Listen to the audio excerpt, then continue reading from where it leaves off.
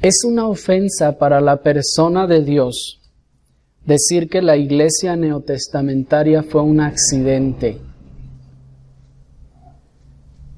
Es una ofensa para la persona de Dios decir que no estaba en el plan divino, que fue un efecto no planeado o un remiendo a un plan frustrado. Mucha gente dice eso. Y sobre todo esas personas que tienen una perspectiva muy judaizante del plan divino. Pues piensan y dicen que ya que Israel fue el pueblo escogido de Dios, entonces todo gira en torno a Israel desde el principio y hasta el fin. Al grado que llegan a atreverse a decir que ya que Israel no creyó en Cristo, que los judíos no creyeron en su Mesías, entonces el Señor, dicen ellos, no le quedó de otra que entonces pues ahora tener que ir a los gentiles. Eso, hermanos, eso es una blasfemia. Eso es un ataque directo a la omnisciencia divina. Eso es un insulto a la insondable sabiduría de Dios. Es como cuando un arquitecto ha construido un magnífico edificio y la gente le dice, oh, pues qué bueno que te salió eso de chiripada. Yo sé que no lo habías pensado, pero mira, te quedó bien. ¿No es un insulto a los años de estudio y de planeación para hacer todo eso? Pues hermanos, decir que la iglesia fue un remiendo o una improvisación o una situación que tuvo que hacer el Señor, pues no le quedaba de otra ya que Israel lo había rechazado, eso es un insulto a la inteligencia de Dios, a la sabiduría y el plan de Dios. Eso otra vez es ver un Dios que no es omnisciente, sino que es un Dios humano. Y ese sería un Dios con D minúscula. Y que se parece mucho a nosotros, que no planeamos o que, como decíamos en otras oportunidades, no tenemos ni sabiduría ni poder. Porque el plan eterno de redención, hermanos, siempre incluyó a los gentiles desde antes, durante y después de la existencia misma de la nación de Israel. Sí, el plan de Dios siempre incluyó a los gentiles. Es más, ya lo vimos desde la eternidad pasada. Dios había decretado que los gentiles vendrían a salvación. Y en este plan eterno, entonces, aún desde antes de la formación de la nación de Israel, Dios ya había salvado a otros que no eran de esa nación. ¿O de qué nación entonces era Adán o Abel? ¿De qué nación era Enoc, que dice la Escritura que caminó con Dios? ¿De qué nación era Noé, el hombre al que Dios escogió luego del diluvio o en la época del diluvio? Y así, hermanos, podemos nombrar algunos otros como el mismo Job. ¿Era Job judío o israelita? No, no lo era. Y así también, durante la existencia, hermanos, aún de los patriarcas, dice la Escritura que Dios también levantó a Melquisedec, quien era ciertamente un personaje real.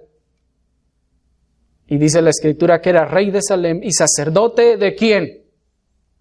¿De los ídolos? No, del Dios Altísimo. Y Abraham le ofreció. Abraham, el patriarca de esa nación, le dio los tributos. ¿Se dan cuenta, hermanos?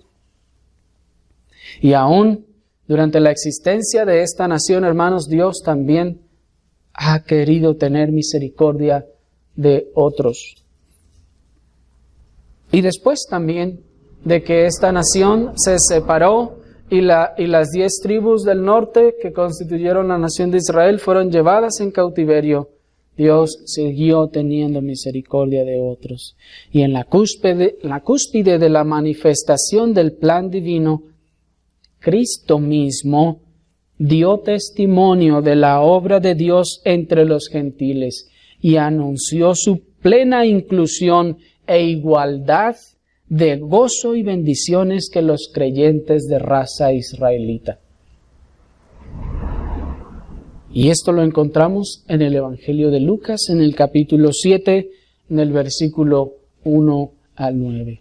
Acompáñenme por favor al Evangelio de Lucas, en el capítulo 7, versículo 1 al 9, y veamos así: gracia para los gentiles. En este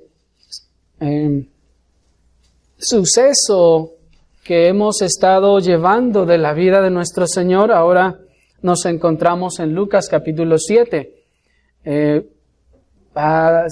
Quien vaya siguiendo la secuencia de los capítulos podrá luego preguntarse, bueno, no estábamos en Mateo 12 y así, pero bueno, hermanos, recuerden que no todos los sucesos que ocurren en todos los evangelios ocurren todos de manera estrictamente cronológica. Estamos tratando de seguir lo más que podemos los sucesos de forma cronológica, así que por eso mientras vamos a Lucas y a Mateo podremos saltar haciendo un paréntesis hacia atrás y luego volveremos hacia adelante, pues estos sucesos en los evangelistas que son más cronológicos se encuentran después. Y bueno, quiero también aprovechar para hacer la aclaración que no vimos todo el tema del Sermón del Monte, porque es un tema muy vasto y amplio que esperamos el Señor luego nos conceda ver en otra oportunidad. Y hemos también pasado por alto el Evangelio de Juan en gran medida, pues nos estamos basando en los Evangelios sinópticos. No quiere decir que no vamos a ir a Juan, sí vamos a ir, pero Juan tiene otras cosas en su mente y en su corazón cuando escribe. Dice Lucas capítulo 7, verso 1, después que hubo terminado todas sus palabras al pueblo que le oía, entró en Capernaum. Y el siervo de un centurión, a quien éste quería mucho, estaba enfermo a punto de morir. Cuando el centurión oyó hablar de Jesús, le envió unos ancianos de los judíos rogándole que viniese y sanase a su siervo. Y ellos vinieron a Jesús y le rogaron con solicitud, diciéndole, es digno de que le concedas esto, porque ama a nuestra nación y nos edificó una sinagoga. Jesús fue con ellos. Pero cuando ya no estaba lejos de la casa, el centurión envió a él unos amigos diciéndole, Señor, no te molestes, pues no soy digno de que entres bajo mi techo, porque por lo que ni aún me tuve por digno de venir a ti. Pero di la palabra y mi siervo será sano. Porque yo también soy hombre puesto bajo autoridad y tengo soldados bajo mis órdenes. Y digo a este, ve y va. Y al otro, ven y viene. Y a mi siervo, haz esto y lo hace. Al oír esto, Jesús se maravilló de él y volviéndose dijo a la gente que le seguía, os digo que ni aún en Israel he hallado tanta fe. Hasta ahí.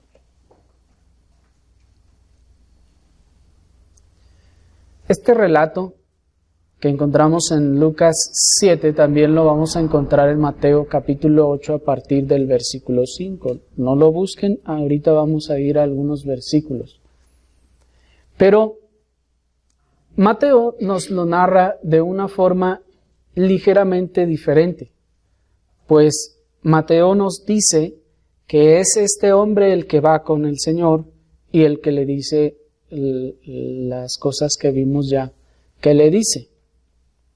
Pero no debe de constituirnos un problema, hermanos, que Mateo parezca decirnos que fue el mismo centurión quien habló directamente con Jesús, pues como veremos en el sentido del pasaje y de la autoridad, en realidad lo que Mateo está haciendo es que está dando por hecho que las palabras que este hombre le envió a decir fueron dadas con tal fidelidad como si él mismo los estuviese diciendo. Esto es, que los enviados, haciendo su labor correctamente, estaban transmitiendo fielmente las palabras que este hombre había mandado decir. El primero de los 5 centuriones mencionados en el Nuevo Testamento nos manifiesta ser un hombre compasivo y conocedor de Dios, de sus mandamientos y de sus promesas, hermanos.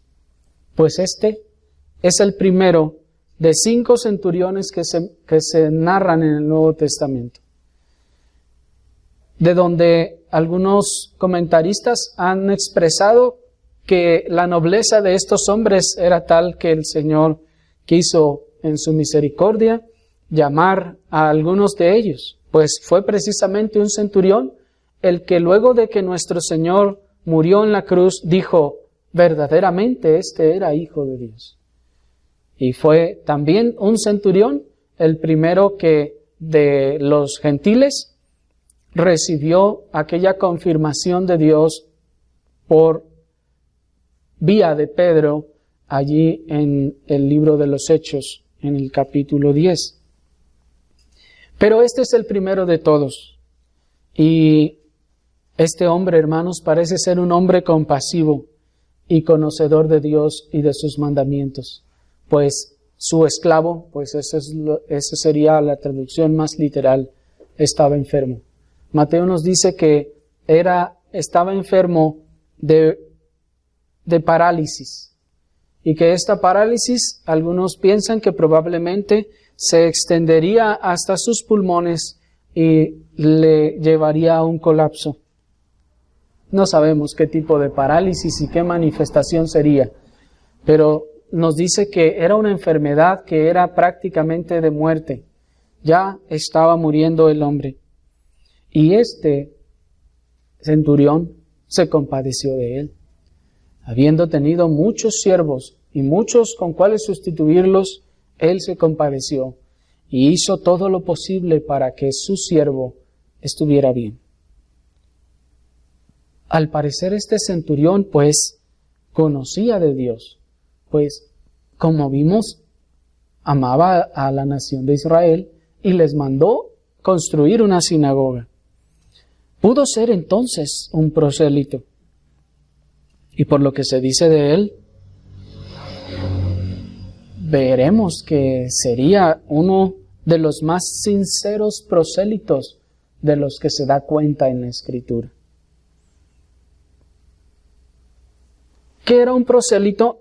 Un prosélito era un gentil, una persona fuera de la nación de Israel, que no era de la raza judía, pero que se convertía al judaísmo. Ese era un prosélito. Este hombre era un gentil, era un centurión, era una persona que no era de la raza judía, no era de la nación de Israel. Pero en su relación, la relación que tiene con estos ancianos principales, nos dice que era un hombre que conocía a la nación, y aún el testimonio que ellos dan de él, dicen, es digno de que vayas. Oh, hermanos, esto es asombroso, pues, ¿cuándo oímos a los fariseos decir de otro que es digno? Bueno, aunque en este caso sabemos que no están hablando los fariseos, pero que un judío consciente de su raza y con esa perspectiva racial dijera al Señor, Señor, es digno, ve, apóyalo, por favor. Nos habla mucho de este hombre. Nos habla mucho del testimonio que este hombre seguramente tenía. Su amor por la nación judía, hermanos, seguro no era más que el producto de su amor por Dios, por el Dios que se había manifestado tan poderosamente entre ellos y que les había dado sus leyes. ¿O acaso piensan ustedes que Él comenzó a amar a esa nación nada más porque sí? Sí, debemos pensar, es decir, no podemos negar que se puede pensar que Él había encontrado ciertas virtudes en la conducta de ellos o que algunas de las cosas o de las predicaciones le hubiesen atraído y le hubiese llamado la atención la justicia, la rectitud o cualquier cosa de las que Dios había mandado a este pueblo. Y entonces Él comenzó a conocer al Dios de este pueblo y de esta nación. Y en la época en la que le tocó vivir, en la economía testamentaria en la que le tocó vivir, la nación de Israel en ese momento seguía siendo la nación del pueblo de Dios. Así que entonces debemos y podemos entender que Él tenía conocimiento de Dios, tenía conocimiento de sus leyes y entonces como consecuencia también tenía amor por esa nación. La liberalidad con la que puso parte de sus bienes para la construcción de la sinagoga para ellos no era esa actitud herodiana de congraciarse con el pueblo, sino que era más bien el producto del deseo genuino de que el Dios Todopoderoso y su bendita ley fueran enseñados a muchas más personas. ¿Y por qué decimos esto? Bueno, Herodes, recuerdan ustedes que nos dice la Escritura y también la historia que trató de hermosear el templo de Jerusalén. ¿Se acuerdan? De hecho, por eso algunos le llamaron a ese templo el templo de Herodes, porque Herodes le hizo muchísimas arreglos y lo hermoseó, se dice. ¿Pero por qué lo hizo Herodes? ¿Porque era un fiel creyente en Dios y buscaba honrar al Señor? No, se sabe que Herodes lo hizo para congraciarse con la nación, ya que él era un descendiente de mezclado de entre judíos con otras razas. Él sentía, y también la parte radical del judaísmo lo veía como alguien que no era realmente de ellos. ¿Sí me explico? No era realmente parte de los suyos. Y ya que él era su gobernante, él quería congraciarse con ellos y les construyó el templo, les arregló el templo para que ellos, entonces, para ganarse el favor de ellos, y de hecho lo logró. Pero no pensamos que este hombre, este centurión, hubiese hecho esto por esa razón. Pues noten que dice que amaba a la nación. Así que, para empezar, es claro que no lo hacía para congraciarse con ellos. ¿Por qué un hombre gentil que hubiera oído seguramente acerca de Dios, de su ley, de su palabra? Algunos de los judíos probablemente le hablaron de Dios, le hablaron de su justicia, le hablaron de su ley, le hablaron de sus mandamientos, le hablaron de su poder y de todas las cosas que ese Dios había hecho. Y este hombre entonces entendió quién era ese Dios y entendió el valor de la predicación de la palabra de Dios y sintió en su corazón el deseo desprendido de construir una sinagoga, al ver probablemente a un cierto sector de la población con esa necesidad, y les mandó construir una sinagoga. Hermanos, eso sencillamente es liberalidad.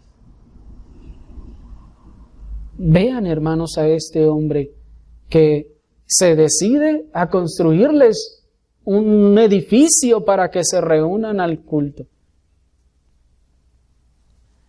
Su contribución al reino de Dios preparó el camino para que muchos fuesen expuestos no solo a la ley de Dios, sino también al glorioso evangelio de nuestro Señor Jesucristo.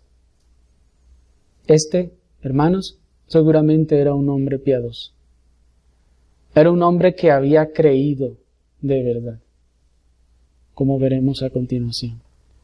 Pues hermanos, él había estado dispuesto en su liberalidad a dar de lo suyo. Y debemos decir que no era que él era un hombre rico, porque ciertamente, aunque un centurión no era, digamos, en rango y en posición social y económica semejante a algún pretoriano o algún soldado, pero tampoco eran gente muy rica, hermanos. Tampoco era gente que le sobraba el dinero, de tal forma que alguien pudiera decir, no, pues es que pues todo lo que gastó este hombre era como quitarle un pelo a un gato. No, hermanos, fue seguramente una inversión pesada que salió de sus ganancias, salió de sus arcas y le costó. ¿Pero qué estaba buscando él? ¿Congraciarse con la nación? No, hermanos, ¿quién de sus propias arcas, de su propio dinero, construye un lugar de reunión para quedar bien con la gente? Hermanos, si la actitud natural de las personas es a reservarse su dinero, es a no gastar en aquello que no me voy a beneficiar yo.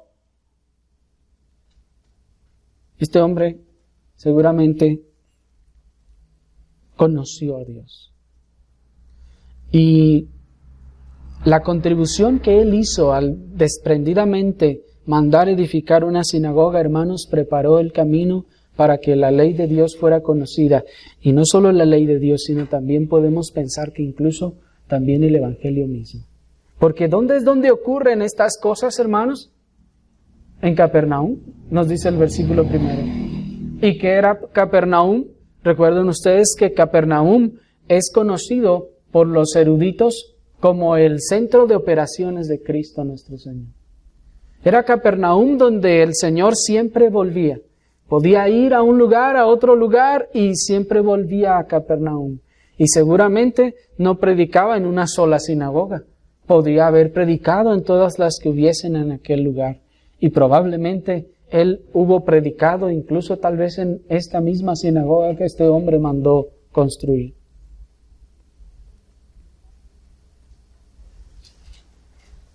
Pero vemos, hermanos, pues, que este hombre se encuentra en una necesidad. Y nos dice la Escritura que él oye hablar de Cristo. Y cuando leemos toda esta porción, lo primero que nos viene a la mente es que estamos leyendo un milagro. Y sí, ciertamente estamos leyendo la narración y los acontecimientos que desembocaron en un milagro. Sí. Pero el registro de este milagro de Jesús, hermanos, no solo fue dejado para poner de manifiesto su poder para sanar tan solo con el uso de su palabra, sino que aún más nos fue dejado para poner en relieve la gracia de Dios para con los gentiles. ¿Saben ustedes y recuerdan que Dios ha determinado cada una de las cosas que han quedado escritas en la palabra de Dios? Dice la Escritura que el Señor hizo muchas otras cosas que no quedaron escritas, pero las que quedaron escritas, nos dice Juan, para nuestra instrucción fueron escritas. El Espíritu Santo que compiló cada una de las palabras de la Biblia, del libro santo de Dios, escogió cada una de aquellas cosas que serían escritas, inspirando a los autores para nuestra edificación. Así que Dios determinó que este suceso quedara escrito en la Biblia. Pudieron haber sucedido muchas otras cosas más, pero Dios determinó que esto quedara escrito. De los cientos o miles de milagros que Cristo hizo, este quedó escrito. Ciertamente, como les decía, para poner de manifiesto el poder de Dios para sanar tan solo con su palabra. No necesitaba poner las manos encima, ni necesitaba siquiera estar presente. Tan solo con su palabra pudiera sanar. Pero aún más, hermanos, este escrito nos fue dejado para nuestra edificación, para poner de relieve la gracia de Dios para con los gentiles, pues en el desarrollo de este suceso encontramos la gracia de Dios salvando a los gentiles.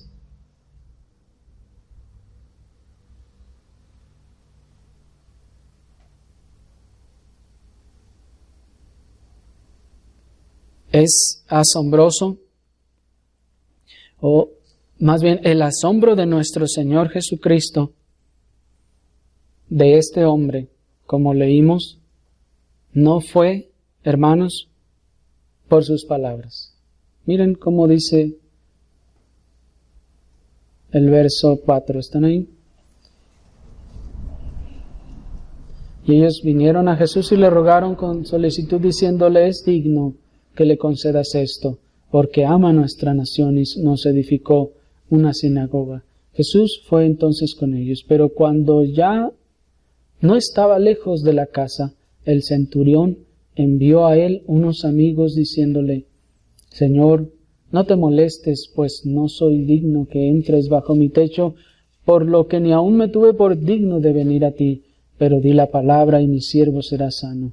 Porque también yo soy un hombre puesto bajo autoridad y tengo soldados bajo mis órdenes, y digo a este: ve y va, y al otro: ven y viene, y a mi siervo: haz esto, y lo hace. Al oír esto, Jesús se maravilló de él.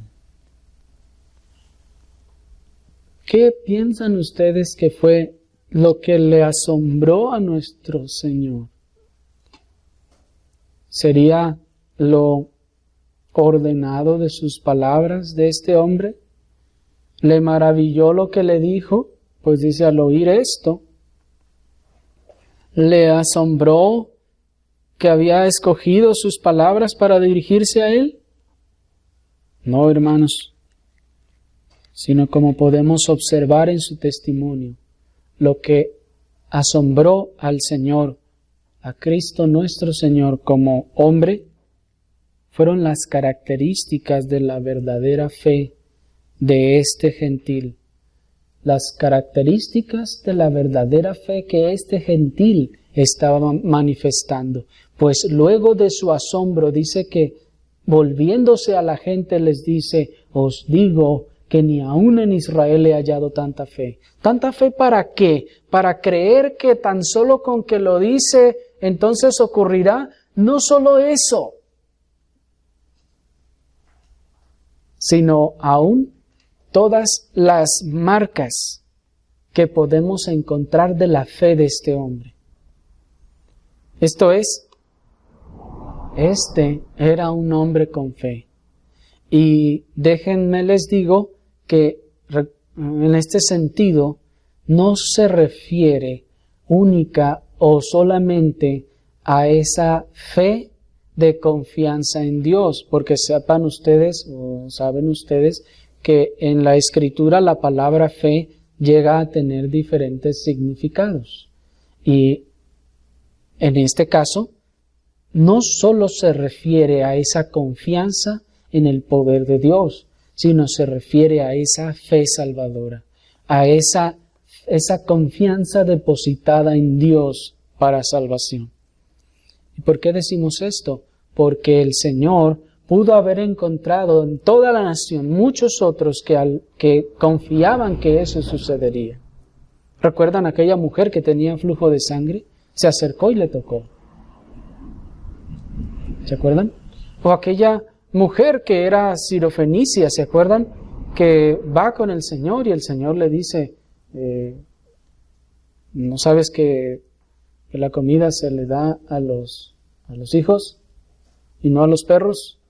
Y ella le responde: sí, Señor, pero también los perros comen de las migajas que caen de las mesas de sus amos. ¿Y qué le dice el Señor? Le habla de una cierta fe. Así que el Señor habría tal vez encontrado también otras personas que hubieran creído que Él tenía poder para hacer esas cosas. Pero lo que ha admirado y asombrado al Señor no es que esa persona piense o tenga la confianza en el poder de Dios, sino la fe que ha superado incluso a la de todos los israelitas. ¿O era acaso que no había en Israel otra persona que confiara que Dios era poderoso para hacer eso? No, sino que las características de esta fe de este hombre eran las de una fe salvífica, una fe salvadora. En otras palabras, el Señor había detectado fácilmente marcas de gracia en este hombre. Las marcas de gracia que se observan en este gentil eran claramente exclusivas de la obra de la gracia de Dios, obrando por la fe en el corazón. Esto es, hermanos, nadie que no esté sufriendo la transformación de la gracia de Dios puede manifestar marcas de gracia. Por eso usamos ese término que usaban los puritanos hace algunos siglos, marcas de gracia. ¿Qué son marcas de gracia? Esto es señales de que la gracia de Dios está obrando y que son señales que solo la gracia de Dios puede hacer. El hombre puede tratar de imitar algunas cosas, pero esas marcas no pueden ser imitadas.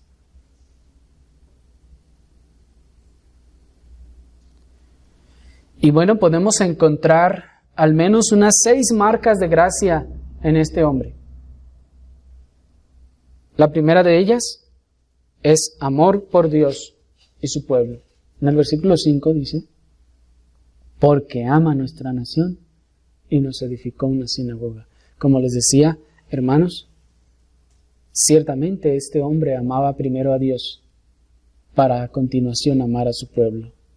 Nadie puede amar al pueblo de Dios si no ama primero a Dios.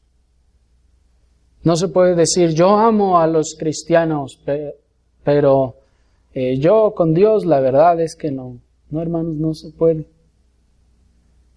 Porque Dios, como ya vimos en otra oportunidad, es el medio de conexión, si se quiere decir así, del amor y la comunión entre los creyentes.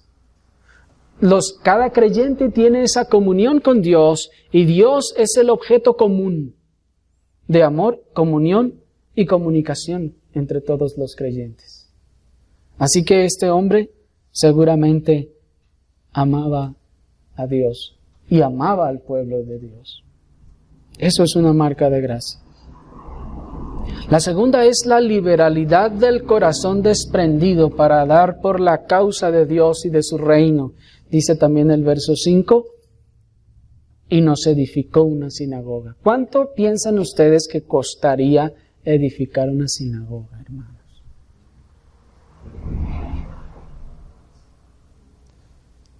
Si tan solo el terreno que no se hubiera costado en nuestro tiempo unos 300, 400 mil pesos. Más aparte, toda la construcción y la edificación, que debió ser así, tranquilamente debió de andar rondando el 1,000,000 de pesos. Y así yendo muy abajo. ¿Quién se desprende de sus posesiones de esa manera? ¿Qué incrédulo dice, les voy a construir una iglesia a esos hermanos para que se reúnan, pobrecitos, mira cómo andan batallando? ¿Quién dice eso? No, hermano.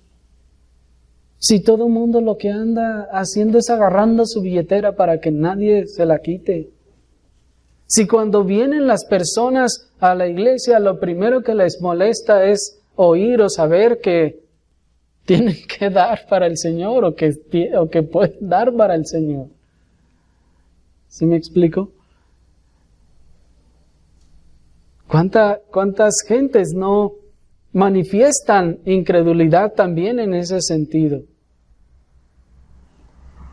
Que algunos han tenido que decir que también nuestra cartera es del Señor. Pero esa conducta del hombre natural a conservar su dinero y a no querer dar nada o querer dar puras limosnas, los 10 centavos, 5 centavos que me sobraron, hermanos, esa es una inclinación natural de nuestra naturaleza caída. Y lo contrario es entonces una muestra de que hay algo allí obrando. Hay algo ahí que Dios está haciendo que nadie más podría hacer, porque nuestra naturalidad es a lo opuesto. Solo el cristiano, como también podemos leer en el libro de los Hechos, está dispuesto a vender sus bienes para beneficio y gloria de Dios y de su reino. Solo los creyentes pueden hacer eso. Solo los creyentes pueden tener su vista en el cielo y no en las cosas terrenales. Solo los creyentes pueden dejar de aferrarse a las cosas de esta tierra y dejar de aferrarse con uñas y dientes a las posesiones de esta tierra. Solo los creyentes pueden hacer eso. Porque saben que su patria está en el cielo. Y que nada de esto que tenemos aquí o que podremos tener nos los llevaremos a la eternidad. Y que entre más podamos glorificar al Señor con nuestros bienes, mayor bien podemos hacer para la gloria de nuestro Señor. No porque busquemos recompensas, no porque busquemos coronas en el cielo o galardones, sino porque en respuesta a ese magnífico y maravilloso amor con el que Él me ha amado, lo menos que puedo hacer es darle todo lo que tengo.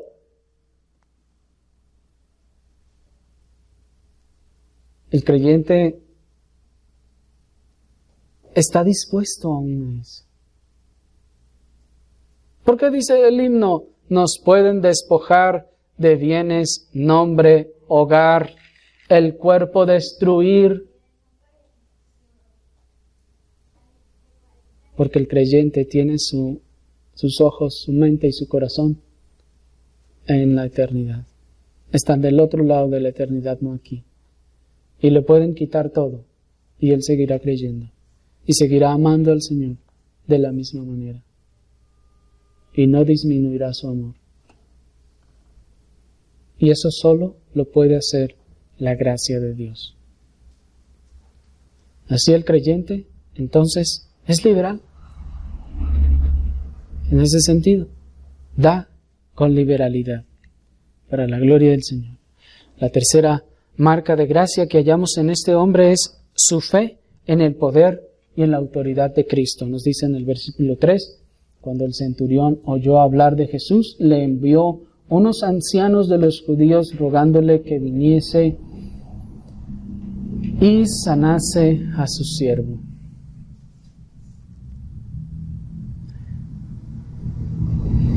Noten que no dice, cuando oyó hablar que Jesús sanaba. ¿Se fijaron? No dice así, sino simplemente dice cuando oyó hablar de Jesús. Lo cual, hermanos, también nos señala a que este hombre, entonces, al oír lo que él hacía, entendió del poder y la autoridad que ostentaba Cristo. Y decía, como dijo también Nicodemo, nadie puede hacer estas cosas si Dios no está con él. ¿Se acuerdan que lo dijo Nicodemo? Ese hombre seguro llegó a la misma conclusión y dijo, ¿quién puede hacer todas estas cosas si no es que Dios esté con él? Este debe ser un enviado de Dios, este debe tener el respaldo de Dios. Es seguro que si le pido lo va a hacer, puede hacerlo así inmediatamente, no le cuesta nada. Lo creyó. Cosa que no hicieron muchos, o la mayoría de los de la nación judía. La cuarta marca de gracia que podemos encontrar es su reconocimiento de la majestad de Cristo como Dios hombre. a quien ninguno puede acceder sin la intervención de un mediador. Noten que Él no fue directamente con Jesús, sino envió y solicitó. ¿A quién solicitó? A los ancianos de los judíos, a personas más dignas, digámoslo así, que Él. Lo cual nos enseña, luego vamos a ver también más detalle, que Él entendía su propia condición. Él entendía que el hombre no se puede acercar a Dios por sí mismo, que la santidad de Dios es tal que Dios no puede admitir el pecado en su presencia. Dios no puede admitir la más pequeña mancha de pecado. Y que la única forma en el plan de Dios para acercarse delante de Él es por medio o a través de un mediador. Pero noten que Él todavía estaba en la economía veterotestamentaria, en la economía del antiguo pacto. Y en este caso, Él toma mediadores y los envía. Él entonces está entendiendo que Él no se puede acercar a Dios así nada más, porque sabe quién es Dios y sabe de su honda pecaminosidad. Eso, hermanos, eso es una marca de gracia también. Porque el hombre, orgulloso por naturaleza, no está dispuesto a ver y reconocer su propia maldad y su propia pecaminosidad y a reconocer cuán miserable es y cuán merecedor del castigo del infierno es. Piensa que Dios está así y abierto en sí mismo y que cualquiera puede llegar ahí con Él y chocarla y hacerle todas las cosas que hace como cualquier persona. Pero Dios, siendo un ser tan santo que habita en luz inaccesible, Dios no puede recibir al pecador así nada más. Lo consumiría. ¿Cómo es entonces que hay que acercarse a Dios? A través de un mediador. Y Él lo entendió. Pero no termina allí, pues la siguiente marca de gracia es el reconocimiento de su propia indignidad y su bajeza, en contraposición con el reconocimiento de la grandeza, de la majestad del Hijo de Dios encarnado. Miren lo que dice el verso 6 y el verso 7. Y Jesús fue con ellos, pero cuando ya no estaban lejos de la casa, el centurión envió a él unos amigos diciéndole: Señor, no te molestes, pues no soy digno de que entres bajo mi techo, porque ni aun me tuve por digno de venir a ti, pero di la palabra y mi siervo será sano. ¿Se fijan, hermanos? Este hombre entendía quién era él. Entendía su miseria y su pecado. Y sabía que así no es digno de que Dios se fije en él. Se veía a sí mismo y decía: Señor, yo sé que tú no te vas a acercar a mí por como soy. Es como, ¿se acuerdan cuando Pedro ve al Señor luego del milagro de la pesca? ¿Se acuerdan? Y le dice: apártate de mí, Señor, que soy hombre pecador. Veíamos que allá hay dos sentidos en los que Pedro está hablando. Uno, ese entendimiento de que la perfecta y excelsa santidad de Dios, esa luz consumidora de la santidad de Dios, no admite el pecado, y que cualquiera que se acerque así a Dios morirá. Y también Ese sentido de saber cuán sucio estoy yo y tú tan santo y limpio, y que si te acercas a mí te voy a ensuciar, Señor.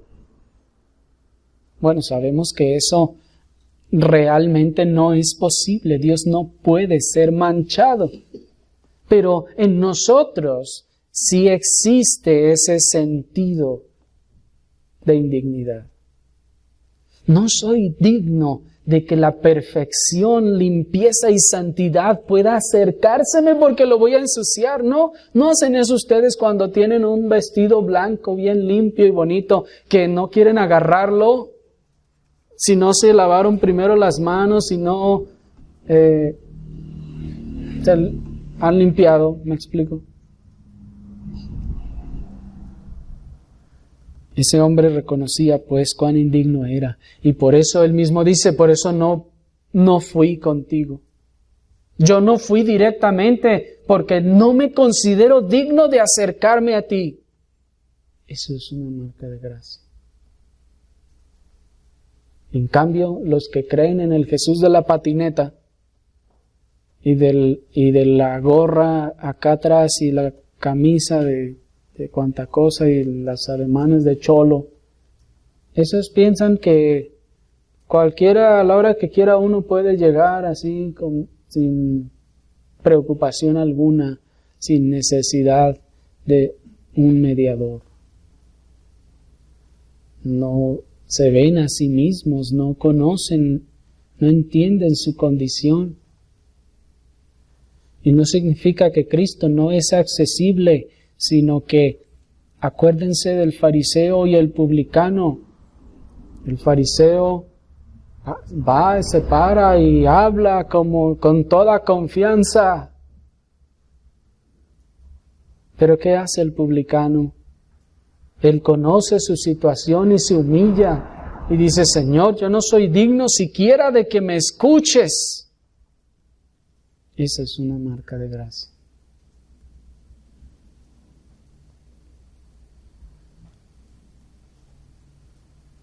Y también el reconocimiento del señorío y la autoridad de Cristo como Señor y Creador.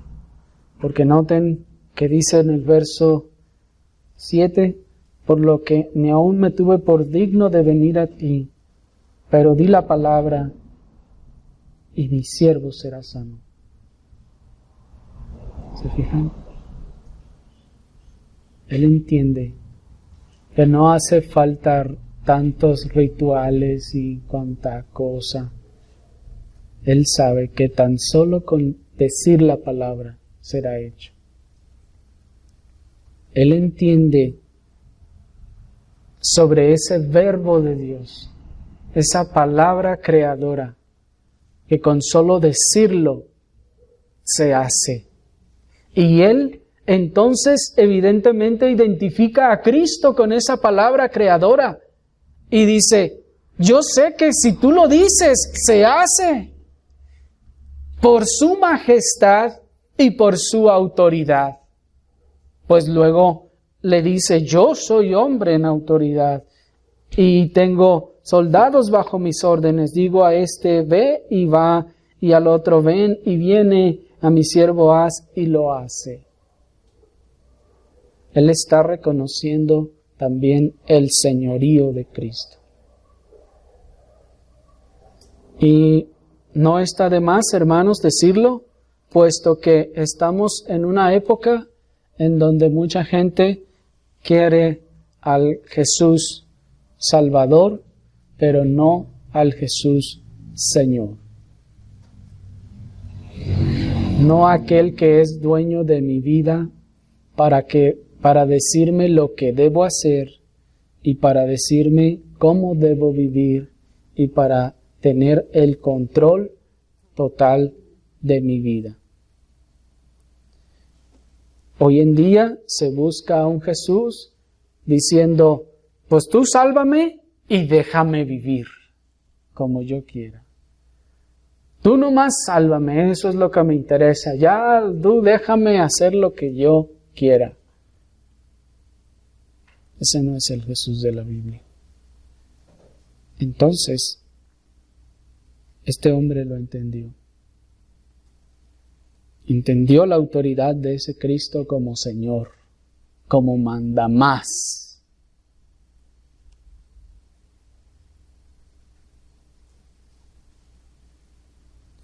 Y la sorpresa del Señor radica pues en que nunca había visto tal expresión de verdadera fe en el grueso de la población judía. Fe que superaba la de los judíos en general. Porque la mayoría de ellos no lo veían así. La mayoría de ellos no se veían a sí mismos indignos como él se veía a sí mismo. La mayoría de ellos, al contrario, le decían: somos hijos de Abraham. ¿Cómo dices tú que somos esclavos? Nunca hemos sido esclavos de nadie. ¿Se fijan el contraste? Y por eso el Señor dice: os digo que ni aún en Israel he hallado tanta fe. Porque este hombre reconoció la autoridad y el señorío de Jesús y aquella gente no lo hacía. Y a continuación, hermanos, Cristo se toma el tiempo para anunciarlo enfática y públicamente, para testimonio de la gracia de Dios entre los gentiles y advertencia a la nación incrédula. Noten, hermanos, que el Señor no dice acá entre dientes, ni lo dice acá a sus discípulos en secreto. No, hermanos, dice: y volviéndose le dijo a la gente que lo seguía. Él llamó su atención. Y Mateo nos dice de una forma más enfática y les dice: hey, escúchenme lo que les tengo que decir ahora. Pongan atención. Les digo de verdad a todos ustedes que en Israel he hallado tanta fe. Es intencional, lleva toda la intención de hacerles ver el punto. ¿Me explico? Por lo tanto, entonces, esta expresión lleva toda la intención, una, de enfatizar públicamente el testimonio de la gracia de Dios en aquellos que no eran de raza judía. Y está diciendo: ¿ven aquel que no es judío? Pues ahí está la gracia de Dios, ¿la ven? Dense cuenta, ¿sí la pueden ver? Allí está la gracia de Dios obrando y no es judío. Y a la vez les da una terrible advertencia.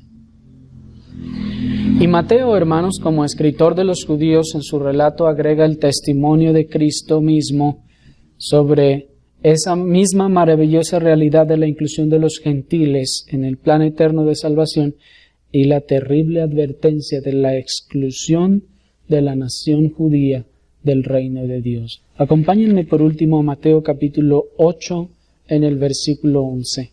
Mateo capítulo 8 en el versículo 11.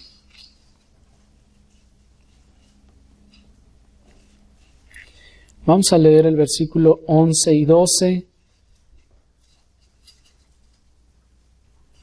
Dice: y os digo que vendrán muchos del oriente y del occidente y se sentarán con Abraham e Isaac y Jacob en el reino de los cielos. Mas los hijos del reino serán echados a las tinieblas de afuera. Allí será el lloro y el crujir de dientes. Hermanos, dos cosas, como les decía, está haciendo el Señor aquí. Número uno, está enfatizando y dando testimonio Él mismo de la gracia de Dios en un gentil. Y Él está dando fe, cabalidad de esa realidad. Vean, les está diciendo: dense cuenta y abran los ojos, Dios está obrando entre los gentiles. Y lo segundo que hace es advertirlos. En esta advertencia, hermanos, debemos tomar en cuenta que para los judíos era un entendimiento generalizado y aún lo es hasta hoy, que los patriarcas estarían seguramente gozando eternamente con Dios. Para ellos era algo dado por hecho. Los patriarcas van a estar en el cielo, no hay duda. ¿Me explico? Para ellos era como 1 más 1 igual a 2. Era un hecho ya, de facto, un axioma. Y cuán grande sorpresa debió ser para ellos el oírle decir al Señor a continuación: vendrán muchos de otros lugares, de otras razas, de otras nacionalidades, y gozarán las mismas promesas eternas que los patriarcas. Hermanos, para los que, como hemos visto en otras oportunidades, no entendían el plan salvador de Dios, seguramente esto debió ser algo que los dejó atónitos. Decir, ¿qué estás diciendo? Que esos gentiles con los que no quiero ni acercármeles, esa chusma, va a estar con mi padre Abraham, del que me enorgullezco tremendamente. ¿Estás diciendo que esos miserables cochinos, cerdos, porque así les llaman y nos llaman hasta el día de hoy, cerdos asquerosos, van a estar con Abraham sentados? Y esto a la vez, hermanos, también es algo que chocaba con su mentalidad, porque recuerden ustedes que los judíos tenían por costumbre que ni siquiera se sentaban a comer en la misma mesa con los incrédulos. Y no entraban en las casas de los incrédulos. Para ellos era abominación sentarse con un gentil. Bueno, quise decir gentil.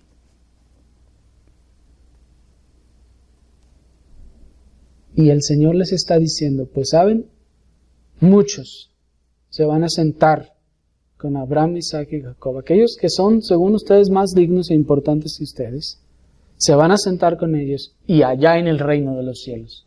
Y ustedes van a estar afuera. Hermanos, cuánto mayor asombro debió ser y terror escucharle decir eso.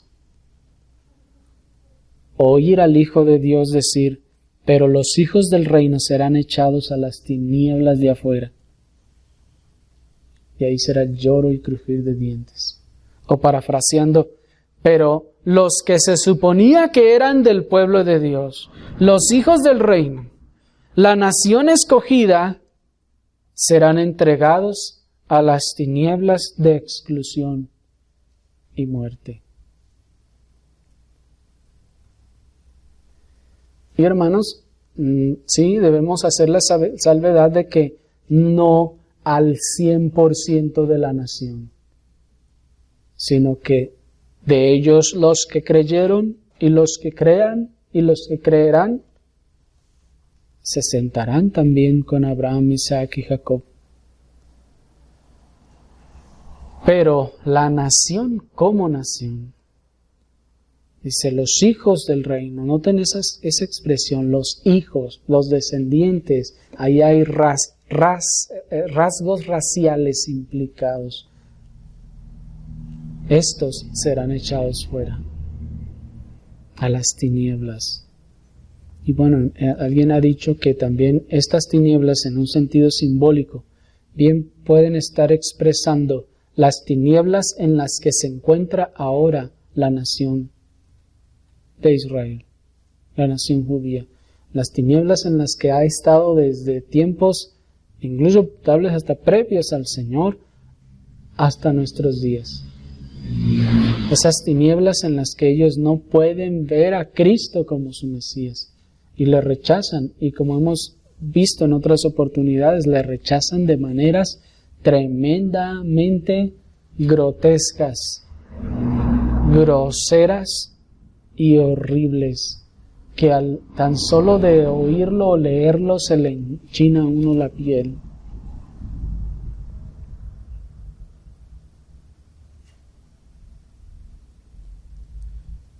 Cuán grande asombro y terror, hermanos, debe causar esto. Pues esta es la primera vez que el Señor en su ministerio dice clara y abiertamente a la nación de Israel, como una advertencia y también como un presagio: el reino de Dios será quitado de vosotros. Así que no, el día de hoy la nación judía, Israel, no es el pueblo de Dios. Son una nación que ha desechado a su Mesías, y que si creemos en Cristo y si creemos que la salvación es por medio de Cristo, Él dijo: no hay otro camino. Yo soy el único camino, la única verdad y la única forma de que tengas vida. Y nadie puede tener acceso al Padre si no es por mí. No puedes llegar al Padre a través de Moisés. No puedes llegar al Padre a través de los profetas. No puedes llegar al Padre a través de nada ni de nadie si no soy yo, dice el Señor. Así que se sepan la Biblia o la Torá, el Antiguo Testamento, al derecho y al revés. Que traten de cumplir todo lo que diga el Antiguo Testamento al pie de la letra. Solamente en Cristo hay salvación. Y fuera de Cristo no hay salvación, ni una puerta trasera, ni la más pequeña oportunidad.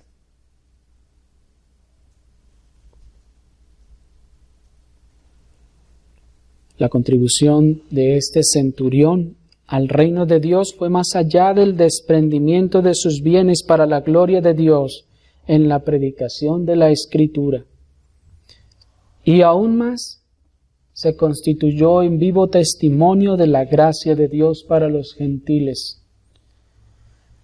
Esa gracia que estaba ya obrando la misma fe verdadera en ellos y los mismos frutos de esa fe verdadera sin distinción alguna de raza.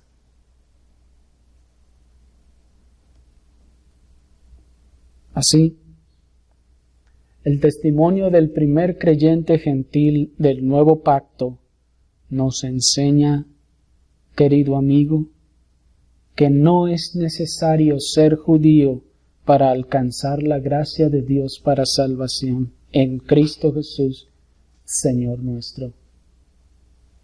Solamente hay que ir a Cristo en arrepentimiento y fe, reconociendo nuestra bajeza, nuestra indignidad y nuestra condición, y arrojarnos a su gracia, rogando por perdón y misericordia. Y Él dice: no despreciará a nadie que vaya a Él. Pues cantábamos hace un momento que Él salva al más malo, al más perverso de su iniquidad. Así que si vienes aquí con un corazón perverso, lleno de pecado y de maldad, ¡qué bueno! Porque es a ellos a quienes Cristo vino y quiso buscar y salvar para gloria de su nombre.